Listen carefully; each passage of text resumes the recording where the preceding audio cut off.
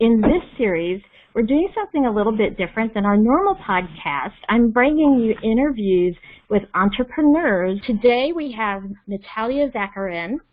In 2018, after years of working at other firms, Natalia opened her own firm, Zacharin Consulting, a firm dedicated to empowering businesses to understand and interpret the financial health of their business and significantly improve their bottom line. Using a blend of personal service and expertise, Natalia's goal is to bring her expertise and knowledge to her clients in a meaningful way. Zacharin Consulting offers strategic bookkeeping, monthly accounting, remote CFO services, and financial intelligence programs to help businesses thrive, stay organized, save time, and give them peace of mind. In these uncertain times, Zacharin Consulting strives to stay on top of the latest information regarding the COVID-19 relief programs and is now offering consulting and loan preparation services and helping businesses navigate the complex landscape, very complex landscape of government assistance. So, Natalia, it's great to have you here and share a little bit about how you started your business. Thank you, Vicki. It's great to be here. I started my business it'll be 2 years this year that I started my business, and I was working for another firm, and I decided that I really wanted to do a lot more. I felt like I was being pigeonholed to a certain degree, and I wanted to give a lot more and do a lot more and learn and be challenged. I'm also a single mom, so I wanted some flexibility in what I do, and most of all, I felt the need to really help people.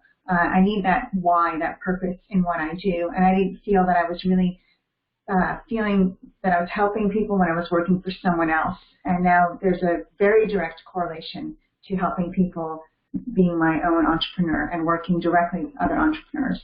That's one of my favorite parts about being an entrepreneur myself is helping others, helping other entrepreneurs. So you mentioned how you got your business started. Tell me a little bit about your background and the expertise that you've learned along the way that you bring to your clients. I've always loved numbers. I was an engineering major way back when, and I love the analysis, the analytical part. I feel that with accounting, it's a puzzle. And a combination of analyzing the numbers and understanding how they all fit together and the different picture that they start creating.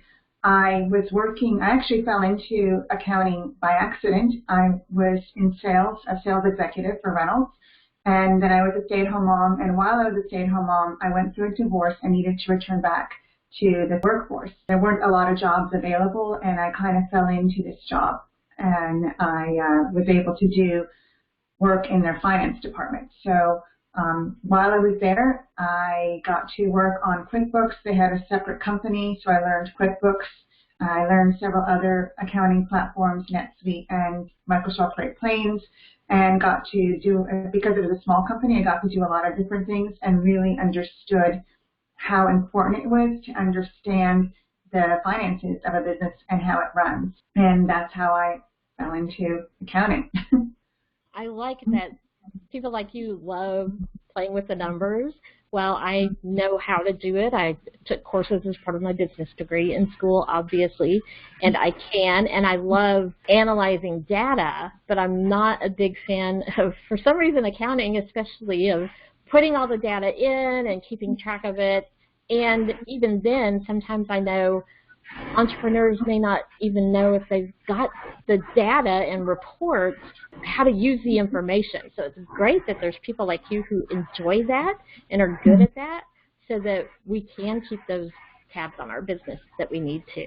Tell me a bit about how your business has grown from the time it started to now. Very interesting story. I thought that it would take off a little bit quicker than it did, but I guess looking back, it took off pretty quickly. It's very hard when you're in the grind and doing it because you are working a lot of hours and trying to figure out what really works and how to build that momentum. I got my first client a few months after I started, and I was still working full time, and my first clients were on the West Coast, so it was perfect because I could work a full day and then come back and still work with my clients and it didn't interfere with my job. Last summer in August, I only had a few clients. I only had about 4 clients, and not even enough to cover my mortgage payment yet. And I decided I'm all in. I'm just going to either sink or swim, and I quit my job and started just really focusing on my business. And within 2 months, I tripled my business. And then within a few months after that, and actually at the beginning of this year, I more than doubled it again. So, and I was on track to do very well this year. And I guess I'm still hoping to be on track because we're all going through this crazy time. But it's a little lull right now with working and trying to pivot and trying to help people in a different way. I find it interesting. I started mine sort of as a side gig as well. I had given notice at my employer, but I give them like 6 months notice. I was in a CMO role, and usually the C-level roles, you kind of need more time to find replacements. But I started building some of mine on the side during that time, getting things ready. And one thing I noticed is that when I did have my final day and went all in, kind of like you mentioned, that's when I was able to focus and grow.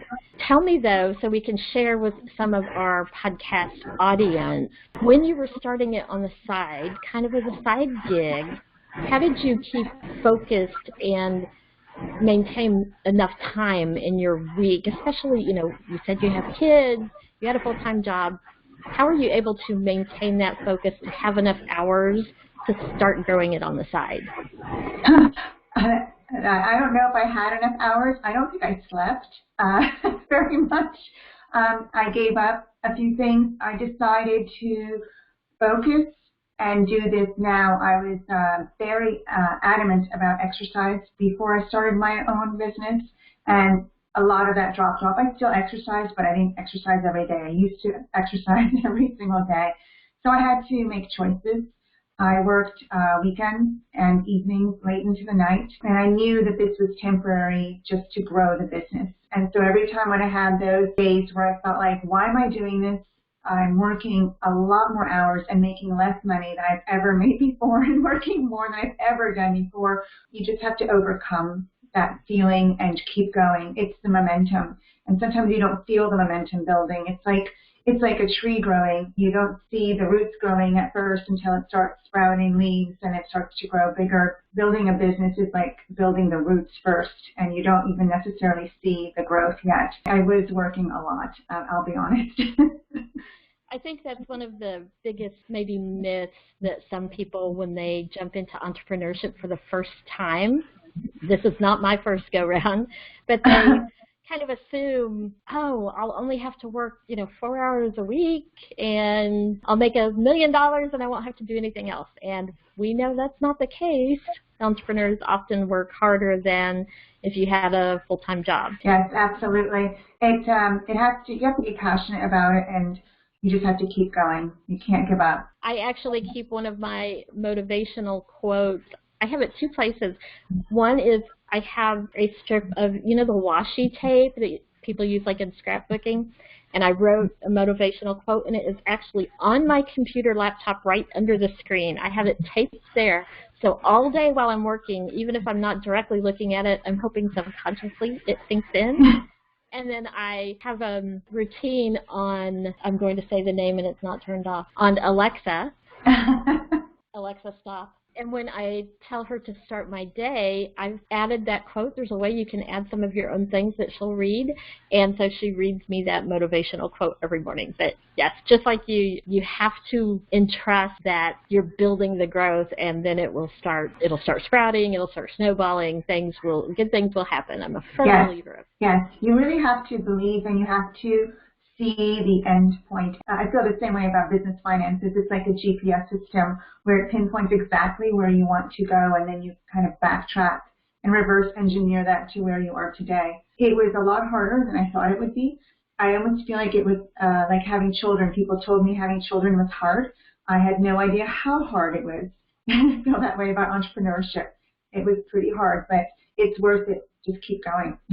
Since we talk primarily about marketing on this podcast, obviously, tell me what were your biggest marketing issues when you went full time? Not so much when you were doing it on the side, getting it growing, but once you decided, I'm going to take the plunge, I'm going to do this 100%. What were your biggest marketing issues at the time? Some of the biggest issues, I think, are that people feel like they can do their own accounting or their own bookkeeping. They don't necessarily feel like they want to outsource for that, and they don't want to spend the money on it. So my biggest challenge is always to explain to people that bookkeeping is not data entry. A lot of people think it's just data entry and just, you click on a couple of buttons.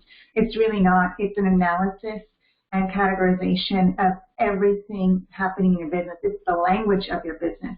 And if you're not doing it correctly and accurately, and chances are you probably are not, then there could be a lot of issues lurking. So it was convincing people to pay me money to do something that they thought that they could do themselves. The way I got around some of that is to offer more of a service rather than I really wanted to understand people's pain points and offer a lot more to them than just bookkeeping. So I offer what I call strategic accounting and financial reporting and CFO work. So I always call myself the CFO your business needs and can afford. I like that. I know personally, like I said, even though I can do some accounting, I don't want to. It's not my forte. Obviously, as I was getting started, I was having to do it myself. And at some point, I jumped in and decided that I was going to outsource that piece. And a friend of mine is actually an accountant. She's not doing mine anymore, so we may need to talk a little bit.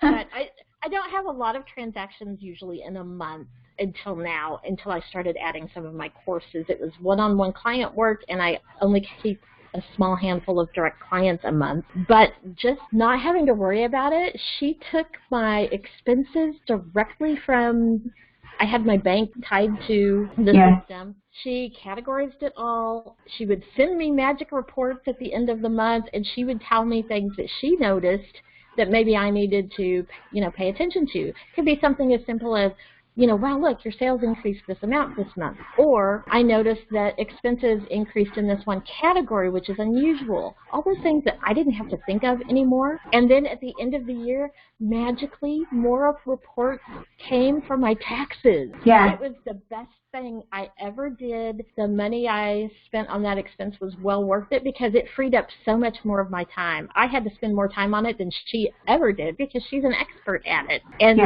it allowed me to do those things that I'm good at in my business, which is helping people with their marketing. People don't realize as soon as you outsource something to an expert, it frees up so much time. I occasionally run into that same argument with marketing. People think, I can post on social media myself. I can do this. I can send an email. Yes, you can, but there's also a benefit of having a very strategic approach to it, very focused, someone who knows what they're doing and you not having to spend the time on it. So I understand both sides of that one completely. I'm a big fan of outsourcing, especially for entrepreneurs. You have to wear a lot of hats. Doing bookkeeping and accounting can be really dangerous because if you don't have accurate information, you really have no idea where your business stands.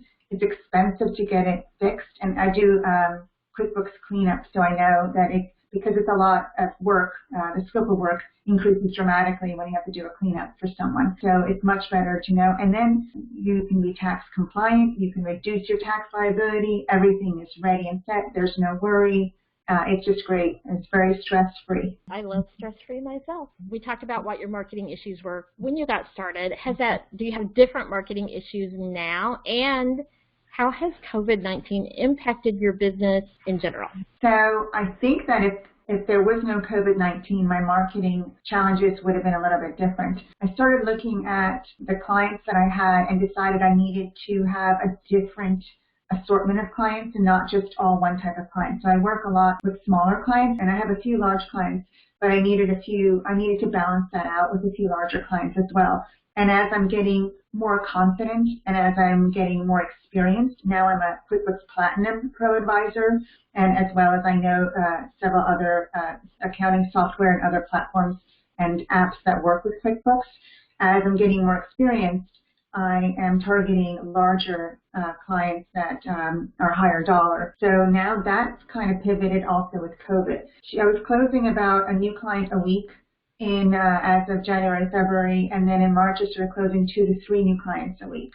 And then COVID started mid-March, and that momentum just suddenly halted. No one wants to talk about helping their profit if they're not making any money, or if they're making significantly less money. So I'm helping clients now understand how much cash they have on hand, how much cash they need to have on hand, making projections, sales projections. I'm helping people get their packages together for the loans and working through the loan process. I've actually had even new clients hire me specifically just to help them with the loans. It's free to do them yourself, but a lot of people don't want to have to deal with the hassle. It is a hassle. And that way I'm the middle person and I can guide them through the entire process. I had to pivot in that direction. I gave away a lot of time. I was working 17-hour days when the first legislations came out, especially the $2 trillion legislation when that one came out. I was working about 17 hours a day just answering questions for people, getting on different groups and working with entrepreneurs. Everybody was scared and there was a lot going on and a lot of people that were very unhappy. So I spent a ton of time just helping people navigate through that, just to help out. And that's what I've been working on. So the marketing now is not a matter of I'm going to help you grow your business. I can still help you grow your business, but I'm going to help you survive right now and then thrive later. Excellent. So you mentioned a couple points that you're helping clients focus on right now, how much cash on hand. You mentioned a couple things. Mention those again because our audience, obviously, it's important things for them to focus on themselves. So like your top 3 or 4 things in their business financial health that they should pay attention to right now. So it's very, very important. We were in a growth economy before. Now we're going to be in a survival economy for a while. When you're in a growth economy, not having accurate financials and not really looking at your bottom line, it's important, but you can skim by because you can just cover all that up. If you're making a mistake in how much you're charging or if your expenses are too high, you can cover those issues up with just getting more business. Now that we're not in that type of economy, it's going to be more important to be very accurate. You're going to have to know exactly down to the penny your job costing, for instance, your return on investment if you are investing in other services or education or things for your business. So you're going to have to really understand how everything impacts your business because we're going to have to run really lean as companies for a while. And the ones that understand their numbers can run really lean and also be able to forecast their cash. So say, this is another very important piece. I have several clients that lost 100% of their revenue because everything that they did touched people. For instance, the gyms and the restaurants, the photographers, the event planners, they've lost all of their revenue right now. And so to help them understand how much money they have right now, what their expenses are, and how many months they have to live off of that and think of strategies on how to increase that time period until they can make more revenue. That's key to surviving the economy right now. If we all go back to work sooner than later, that's fantastic. You end up even better off than you were before. I've seen those strategies work out through the last kind of recession that was caused by the housing crash. And yes. Solid things that we were having to watch that very closely at the corporation where I was working, all of those pieces. And wasn't me having to do it, thank goodness, because then I was the CMO. We left that to the CFO.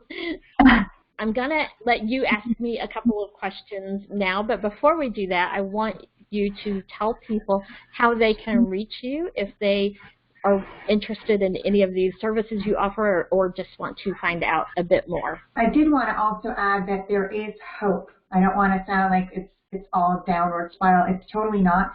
Many people have become millionaires in difficult economies, and we will still all thrive, and we're still going to make it. And that's what I'm hoping for everybody, and that's what I'm trying to help with.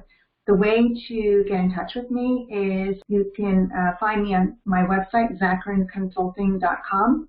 I'm also with the same name on Facebook, or you can find me under Grow Your Bottom Line on Instagram and LinkedIn, and then of course my email, Natalia@ZacharinConsulting.com. And we will include links to those down in the description. Depending upon where people are watching or listening, they'll be able to find those links if they look down in the description. So now is your turn. You can ask me a question. It can be about marketing. I can give you some advice or anything. Just open it up. Anything you want to ask me, it's your turn now. I think because we are going through this unprecedented time, and it's hard to even believe what we're going through, how would you approach people with your marketing? Because now it's I think the marketing has to be maybe more empathetic. What are your feelings on that?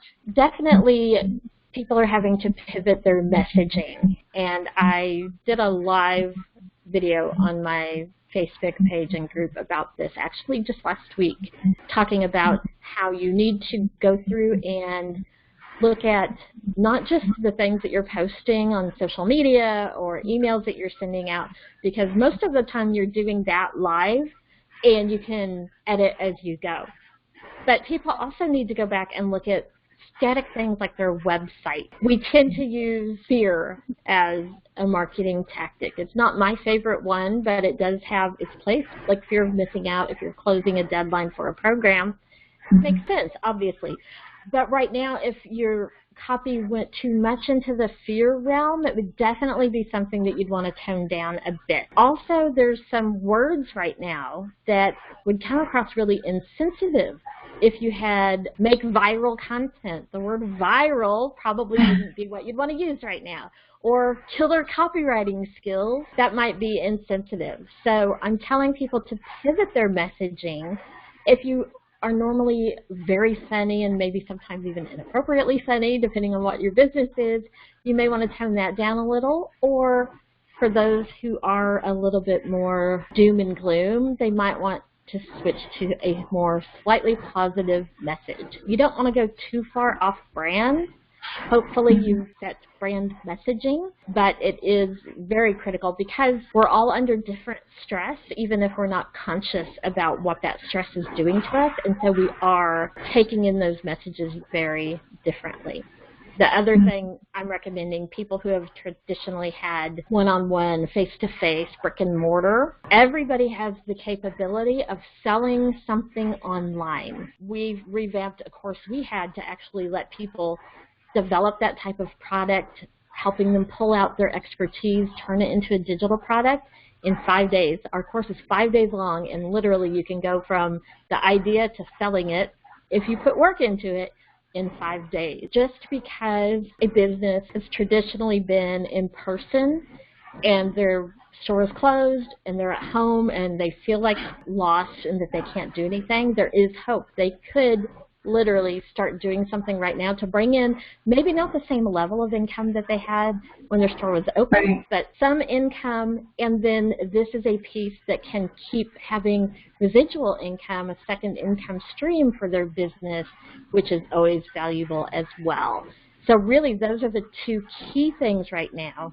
You need to pivot your messaging, and you want to look at a creative, different income stream if your income streams have been kind of cut off or paused, and tons of resources out there to do both of those things. Very good advice. I completely agree. Some people, it seems like they're relaxing, they're baking things, they're remodeling their homes. I think this is a great time to actually really build momentum with your business and keep going out there and making connections and networking and finding your voice and your brand and understanding what you bring to the table. Exactly. And being seen as an expert in your field. Yeah, plenty that can be done right now, even if you're actively, by choice, taking some downtime, which is always a good thing to refuel. There's still things that you can do that won't take you a lot of that time that will put your business in an even better place, like you had mentioned earlier, an even better place when you do resume your normal activities to have an even better impact. All right, any final thoughts? Just that I think that anything that you do now to help your business grow when I feel like the floodgates are going to open in some regard, and there's going to be a lot of competition, and it's going to be a little crazy. So anything that you can do right now to learn more, to position yourself better, will just help you in the long run, because we're very resilient. Our economy will be resilient. It's going to be a little tough. I think it's actually not going to be that bad, except that it's going to be different. So we have to be able to pivot and be very nimble. As entrepreneurs, we just have to be very nimble and understand what is needed and how to make those changes, just like you were talking about earlier. And that's always good advice, no matter if you're in a good economy. Entrepreneurs still need to be nimble and be able to pivot. So it has been so great having you with us today, sharing your wisdom. You've given some great tips on pieces to look out for in a business on their bottom line right now, and some ideas of services that entrepreneurs may not even realize that they need, but that they really do. So I hope that they connect with you. And as always, if you have any marketing questions, you can drop your questions in the comments down below, or you can visit our website, vickywoo.us. In the bottom right corner, there is a chat icon. You can ask your questions there, and we'll either try to answer you directly, or we may use your question on an upcoming episode.